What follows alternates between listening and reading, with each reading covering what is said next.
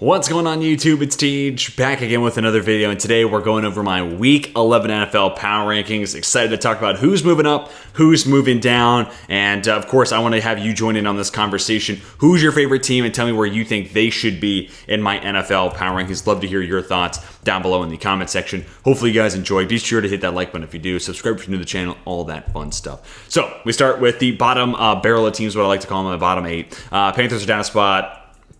Look, it wasn't that pretty. I mean, there's just no other way to put it. Plus, you get a Cardinals win, so it's just kind of the perfect storm there for the Panthers fall down a spot and really not helping themselves in any way by them losing. They help Chicago in a game where they lose to Chicago when it comes to draft stocks. So, yeah, no, it's just an overall tough look there for the Carolina Panthers. Giants are down a spot. I mean, Tommy DeVito was as advertised. He's just not good. So, as much as I think there's talent on the Giants defense, there's only so much you can do in a game where Tommy DeVito is your starting quarterback. The New England Patriots, they're also a mess. They only scored 8 points, albeit I think against a pretty solid Colts defense. You know, said when they gave up like 30-something to the Saints a few weeks ago, I was like, that's an anomaly game there for that Colts defense. This felt like them getting back on track. But another game where they bench Mac Jones. And this one felt a little different. This wasn't like hey, we're just going to take him out of the game because there's no point. We don't want him getting hurt. This felt like all right, we need to win this game, and Mac Jones just isn't our best shot at that, which says a lot. So the offense is still struggling. Jones is not it for that system. And, you know, the hot seat rumors around Bill Belichick continue, which is, it's crazy to believe that I'm hearing that. Bears, ultimately, I'm going to have them stay put here at 29. I could have flipped them the Cardinals, but ultimately, I think the Falcons might be a slightly better team. I don't know. Just the Bears are in flux right now, and also I'm like, part of the reason I want to hold here was like it seems like it's going to be Justin Fields this week. So can I get a week to see where he's going to be at? Because ultimately, that's ideally what we're going to see under center moving forward for the Bears moving forward. So not going to move Chicago this week. If I don't move a team, they tend to move a fair bit more the next week. So we'll see up or down here for Chicago. It was a good win, but it's against the Carolina Panthers, and it was a sweaty win. Now, granted, again with Tyson Bagent, and it should get better with Justin Fields.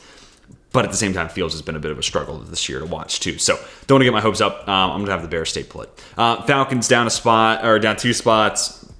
I mean, the Cardinals, I think, with Kyler Murray are probably just the better side. So with Kyler Murray, you know, I do take injuries into account, especially when it's a quarterback. That's why the Giants are at 31, right? Like Tommy DeVito, like maybe there's an argument they should be at 32. But the Kyler Murray return is obviously a huge part of that, and that's why the Cardinals are at 27. We'll talk about that in just a moment. I mean, Taylor Heineke, then he gets hurt, then it's Desmond Ridder, and, you know, there's like enough of a spark there, but ultimately the defense kind of let him down there late, give up a late score. Again, Kyler Murray's just kind of a wizard, and he's just running around, extending plays, doing a bunch of crazy stuff. But yeah, just the Falcons aren't that great, you know. Like, I don't know what else to really say. I mean, they're competitive enough to win games. You know, it's good to see Bijan get in the end zone, good to see some of those, you know, highly drafted fantasy players get involved, but the quarterback play, you know, and if you don't get a heroic effort from your defense, you know, there's only so much Taylor Heineke and Desmond Ridder can do to win you games, and you know, it just wasn't enough on, you know, Sunday against Kyler Murray, who's a better player. And you know, Kyler Murray, you got to see some big plays from a lot of the other players in that offense, including my guy Michael Wilson out of Stanford. Liked him a ton coming out of this NFL draft. Good to see the production that he was able to garner. Trey McBride, like, oh my God, emerging fantasy star in the making. The defense ultimately is playing really solid. You know, they invited the run against Atlanta a lot with a lot of too high looks early on, then they kind of made some adjustments. So Jonathan Gannon, I think he's doing a really good job running that team, and then the return of Kyler Murray. This team ultimately might play themselves out of positioning, being in the position to have the number 1 overall pick and trade it. But they might be able to have the number 2 pick. Maybe we'll see, but I don't know. Again, Kyler might make them too good and play themselves out of that. Nonetheless, they're still probably locked into a top 10 pick, which will go a long way to just finishing up the last few holes in this roster. Plus, you look at this draft class, Garrett Williams, a couple of PBUs. Michael Wilson's making plays. I mean, this is a rookie class that's already making impact, so if you're a Cardinals fan, it's got to feel like night and day from Monty Ossenforth and how he's running the franchise now versus Steve Keim, 16 years prior? God, who let that happen? Look at the Raiders are up a spot. Another win for the Vegas Raiders. You know, I kind of thought the Cinderella story for Antonio Pierce would come to an end this week, but man, leave it to Zach Wilson to hand you a win. It wasn't pretty. It really wasn't. But the defense is actually playing pretty well. The Raiders have exceeded my expectations from a defensive standpoint. Max Crosby, I mean, I don't think the Raiders are going to win enough games for him to be in the Defensive Player of the Year conversation, but he really should be because he's had an all-world type of season. Titans are down 6 bucks. This may feel a little hyperbolic, but honestly, I want to go ahead and just show up the next screen just to kind of get this point of the way. from team, and I've kind of felt this way the entire season. Team 25 through 19, like it feels like these teams are going to continue to beat up on each other. So we'll have a team move up a handful of spots, one move another spot, or a handful of spots down just to kind of make it match. Okay, well, in a given week, the Saints beat the Packers, so got to have the Saints above them. Oh, well, the Packers beat the Rams, got to have them above them. The Bucks beat the Titans, so I got to move them around. But honestly, like 19 and 25, it's pretty interchangeable. I don't really feel super strong about any one of these teams in this one spot. You could convince me, oh, you should flip the Bucks and the Broncos. Okay, yeah, sure. You should flip the Commanders and the Titans. Yeah, maybe, sure. I'm not really hard set in stone. They're all kind of about the same to me.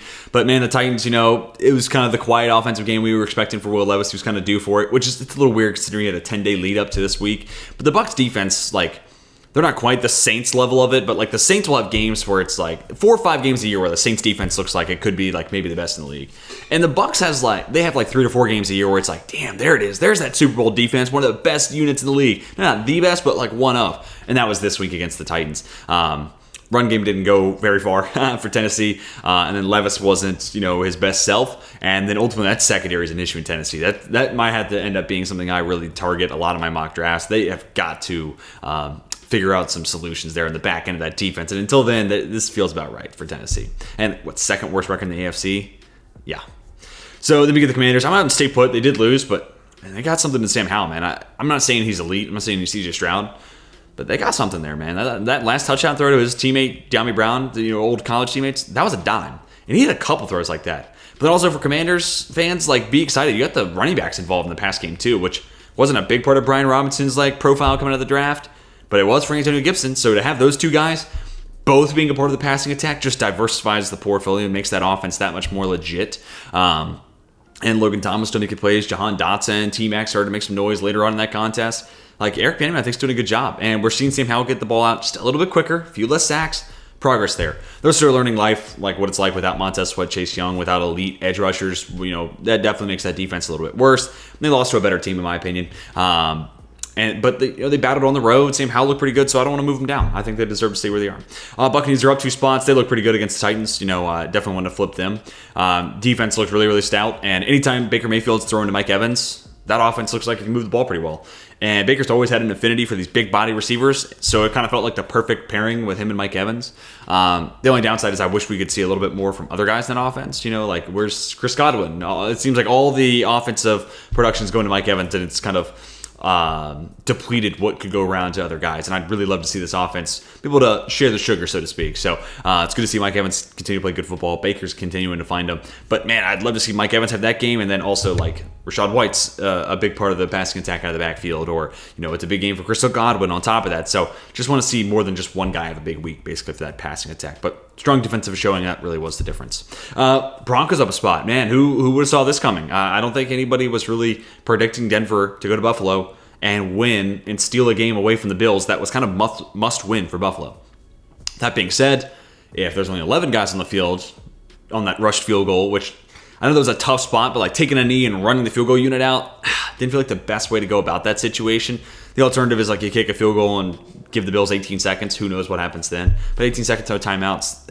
I don't know. Maybe I'd play my cards there and see what happens.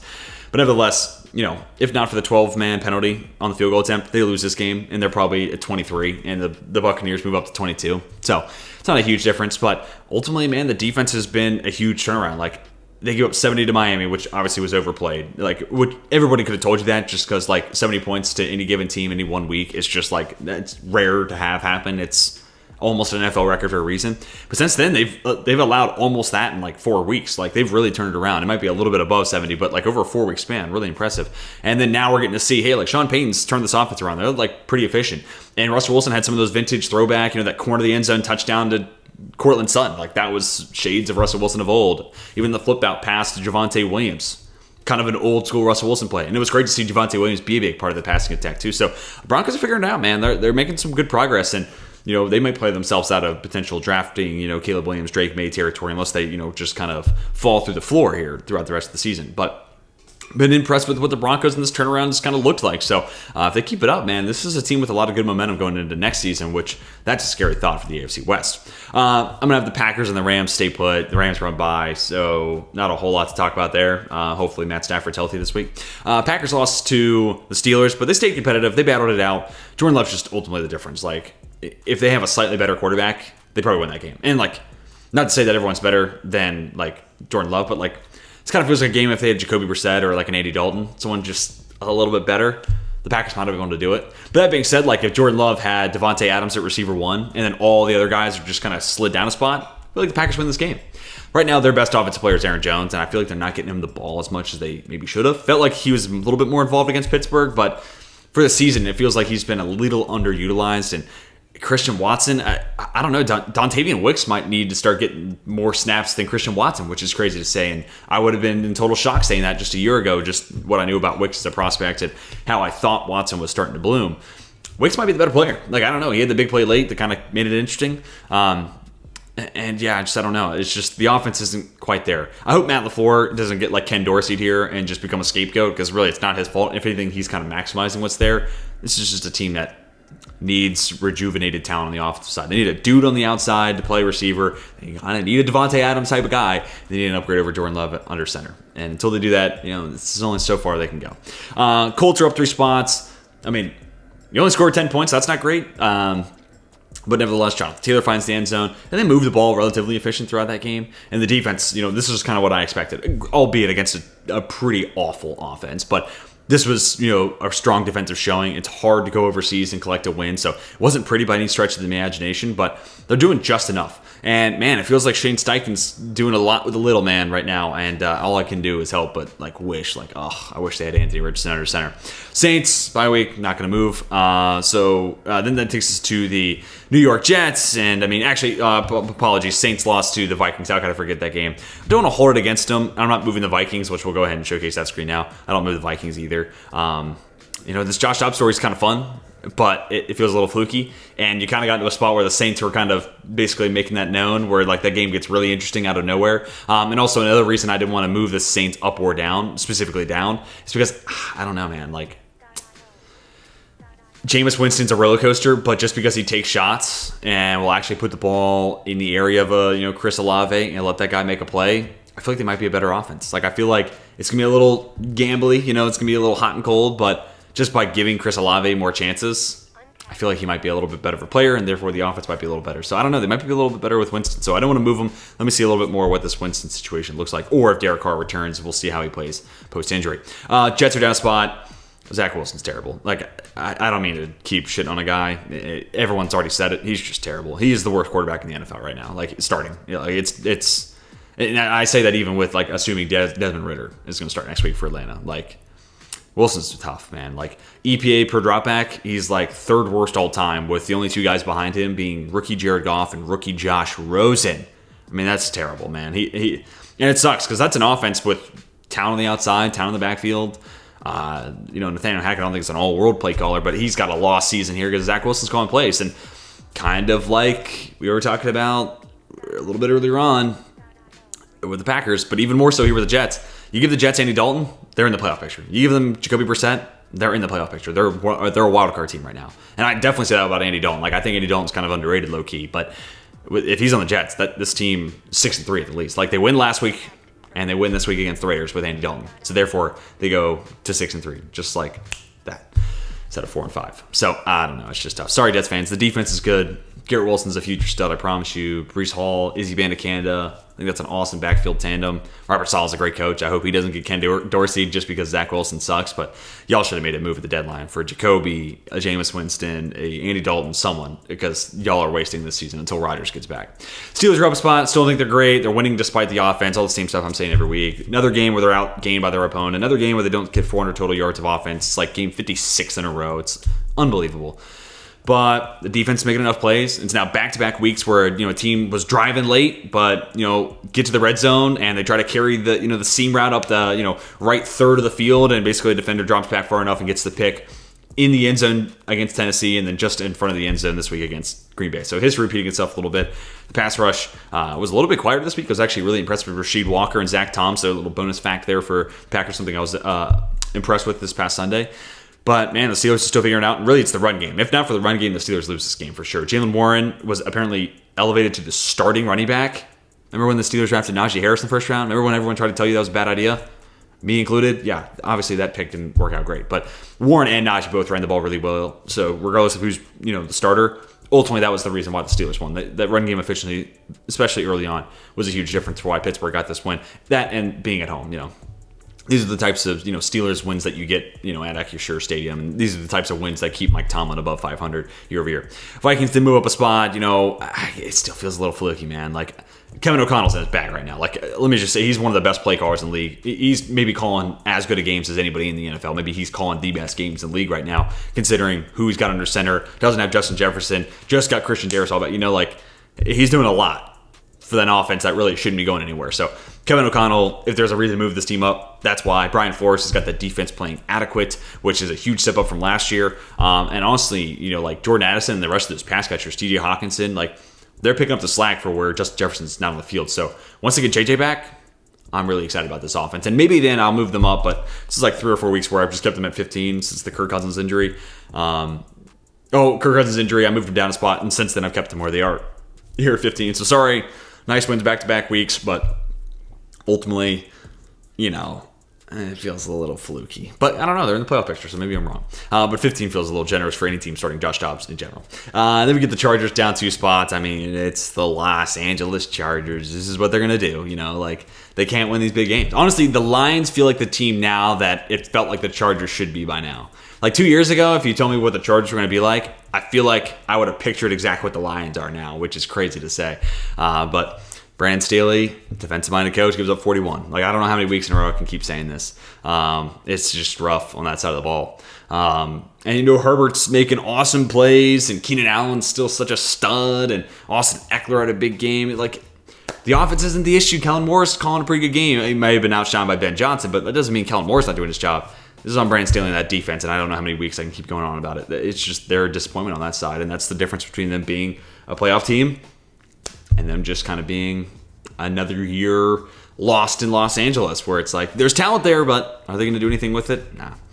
Look at the Texans are up a spot. I mean, what a gutsy win in Cincinnati. I mean, let's start with the bad. CJ Stroud, that pick six was that was Jimmy Garoppolo-esque, where it's like he just going through the play. The ball's supposed to be in a spot, so I'm going to throw it. And Cam Taylor-Britt is legitimately not even running the route.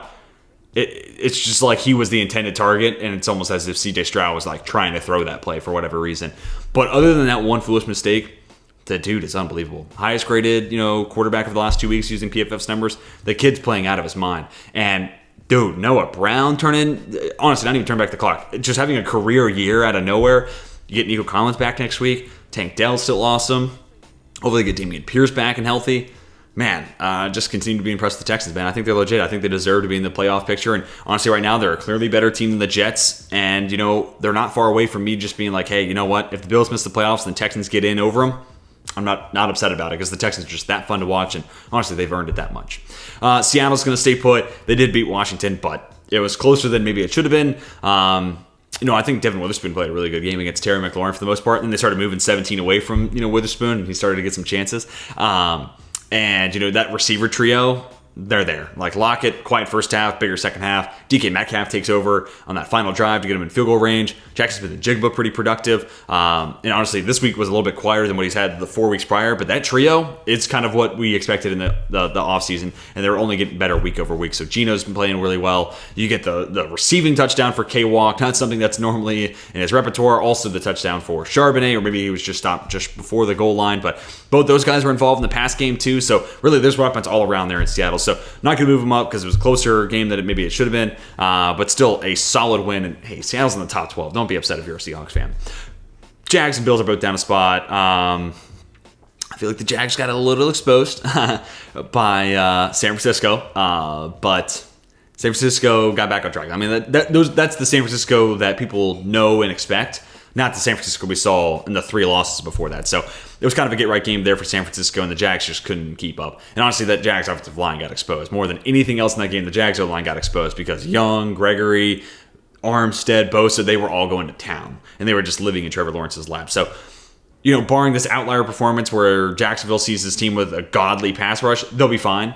But another game where quiet Calvin Ridley, man, I feel like Doug Peterson's got to either get in Press Taylor's ear or he's going to take over. He's their best receiver. And in a game like that, sometimes it's not about plays, it's about players. You just got to give Zero a shot. Like, throw the ball up towards Agent Zero and see what can happen. And until then, man, I feel like this offense is not going to hit its full potential. Bills are down a spot for the obvious. I mean, like, they're firing Ken Dorsey because it felt like it was Sean McDermott or someone else. They're losing a game because McDermott's calling a cover 0 blitz, which, like, I kind of feel for the guy because, like, I know he's thinking that Kansas City, we lost because we gave them 13 seconds, played prevent defense, and they got in field goal range. I'm not letting that happen. Covered 0 blitz. But then also leaves Teron Johnson 1-on-1 to get burned by Jerry Jeudy, and, PI is the result. Yikes. And then also, defensive-minded head coach, and also just like a head coach in general, you can't have 12 guys on the field for the final play of the game when it's a field goal attempt. You just can't. It's inexcusable, and that's on Sean McDermott more than anybody else. Ken Dorsey was not responsible for that. But we also got a turnover-prone quarterback that, as much as I love Josh Allen, he keeps chucking to the defense. You also got a ton of fumble issues on this team.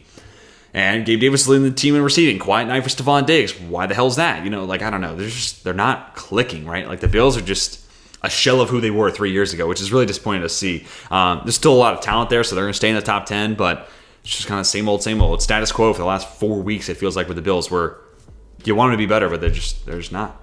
Browns are up 2 spots. That defense is legit. Maybe the best half of football we've seen from Deshaun Watson as a Cleveland Brown in that second half, which was huge. That was the difference. The Browns were getting smoked, and then Deshaun Watson figured it out, and he started playing pretty good football. And then all of a sudden, honestly, the Browns tried to choke this game away too, like James Prochet, the drop punt. Like, there were things where the Browns probably should have lost this game, but then, you get a Greg Newsome pick 6, and all of a sudden you're right back into it. And, man, like, Greg Newsome's their third corner. What a luxury that is. Take it from a Steelers fan. Browns and your fan base, you guys got it good. Greg Newsome's your number 3. So, yeah, man, just a gritty win, man. Like, that is the we're on the map win that the Chargers have never gotten, and the Browns got it here. Like, this is what I was kind of talking about earlier. Like, I feel like the Lions are where we thought the Chargers would be, and it feels like the Chargers can't get that, signifying, identifying, like that proves that we're here, we're legit, we're contenders type of win. The Browns just kind of got it against Baltimore in comeback fashion, and Deshaun Watson played great. So I'm really optimistic about where the Browns go from here, and honestly, it should only get easier with Pittsburgh up ahead this week. Dolphins are on bye, so they're going to stay put at 8. Lions are up 3 spots. This was kind of like I said with the Browns. This is your legitimate, like, people are going to look at and say, okay, this team's for real now. The Lions got it this week against the Chargers, which, I mean, the Chargers are a little probably overrated, but, whatever. There's still talent on that roster, and the Lions went toe-to-toe with that offense. And Ben Johnson, I mean, to state the obvious, has got to be the number 1 guy on a lot of, teams' head coaching, wish list. The man is a wizard. And Jared Goff, right now, is PFF's highest-graded quarterback on the season. And Goff's a good player. But should he be grading higher than a Pat Mahomes, a Joe Burrow, a Josh Allen? No. And even if you love Jared Goff, and even if you're a Lions fan, you should acknowledge he's not the greatest quarterback in the league right now.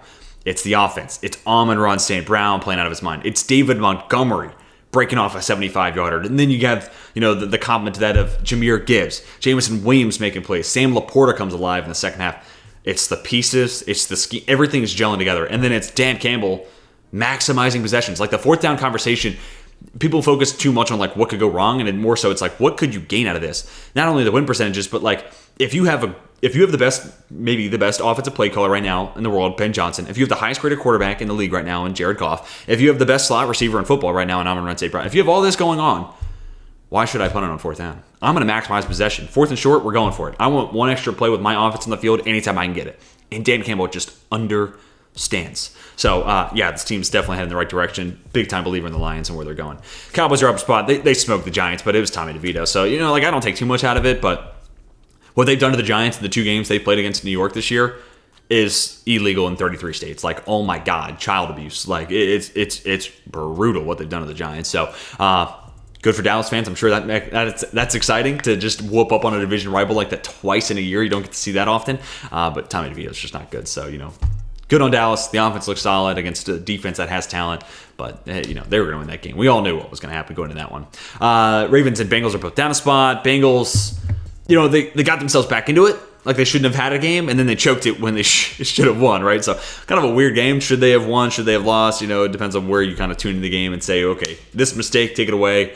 Game plays out in a lot of different ways. But I'm not too worried about it, honestly. They had played their 2 best games of the season the 2 weeks prior, and really just there was only one direction to go, but down. And I think Houston's legit. Man. I think legit Houston's got what it takes. My major concern isn't really about the Cincy offense. It's more so about Trey Henderson being a little bit banged up, and like Lou Anarumo, like it feels like a couple good games where it's like, okay, there we go. The Bengals defense back on track. And then this week happens. So I don't know if I should be giving credit to Bobby Slowick or be a little worried about Lou Anarumo. Next week, hopefully, ultimately, I'll kind of get an answer on that, because if they bounce back, then cool, no biggie. But we'll see how they, fare with the Ravens on Thursday. And the Ravens are down spot because they choked to the Browns, but that was a legit win for the Browns. But they had chances to close it out. But also, like the Browns really earned the opportunity to kind of get back in that game. Post the muffed punt and then the Gus Edwards touchdown. Like at that point, it felt like the Ravens should have run away with this, but the Browns kind of worked themselves back into it with the pick 6 from Newsome and some other plays. But I'm not worried about either one of these 2 teams. I think they're still 2 of the best teams in the AFC.